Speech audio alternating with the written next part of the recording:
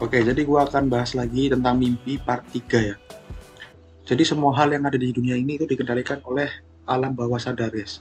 Jadi kayak kita membeli sesuatu itu bukan karena kita literally secara spesifikasi, guys. Tapi kebanyakan dari perasaan gitu ya. Makanya mimpi itu dapat mempengaruhi hidup secara luar biasa dalam.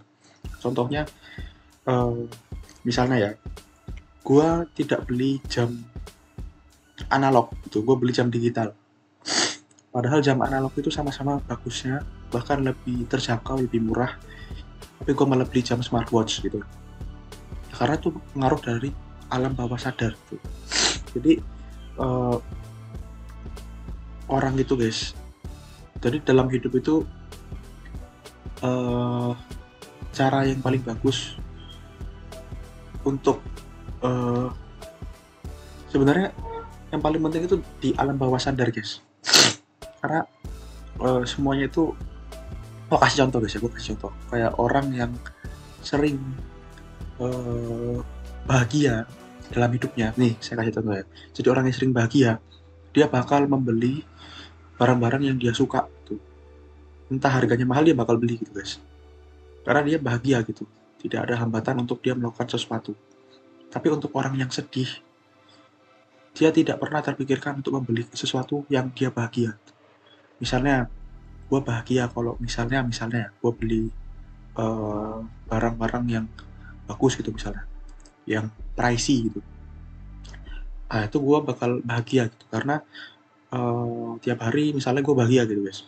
Tapi buat teman-teman yang mungkin tiap hari sedih gitu ya, galau dan lain-lain, dia tidak pernah berpikir untuk membeli barang-barang yang bikin dia bahagia gitu. Ya dia fokusnya untuk kesedihannya itu.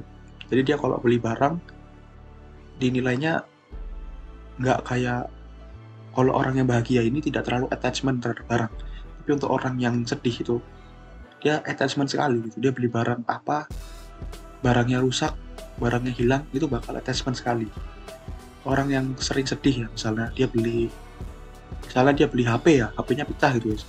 Ya kalau orang yang bahagia mungkin dia servis, atau kalau nggak bisa diservis ya beli lagi HP baru, dia nabung atau kredit. Tapi buat orang yang sedih ketika HP-nya rusak, dia nggak bakal beli lagi, tapi dia bakal meratapi itu, andai nggak rusak, andai gini, andai gitu. Nah jadi dari semua kehidupan ini yang paling mempengaruhi hidup adalah alam bawah sadar guys.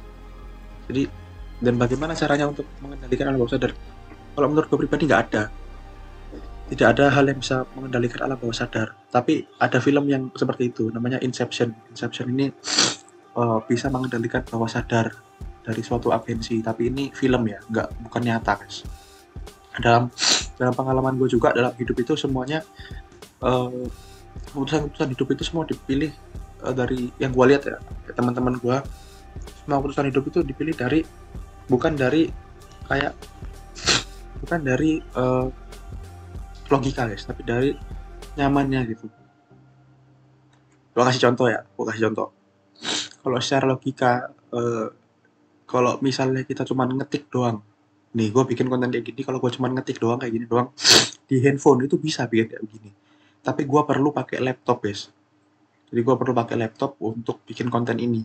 Jadi kalau cuma secara logika, gue nggak perlu pakai laptop untuk bikin konten gitu. Ngapain gue nge-spend uang untuk beli laptop gitu? Gue pakai HP aja bisa gitu. HP zaman sekarang udah pada canggih gitu kan. Tapi gue pakai laptop gitu. Nah, jadi ini adalah pengaruh dari alam bawah sadar gitu. Jadi nggak semua putusan itu logis, dan itu nggak perlu disalahkan gitu guys. Nah ini juga ada di mimpi gitu, ada mimpi-mimpi yang nggak jelas gitu. Ya itu tidak perlu disalahkan untuk gimana gitu. Yang penting ya kalian berlindung sama Tuhan aja, kira-kira kayak gitu.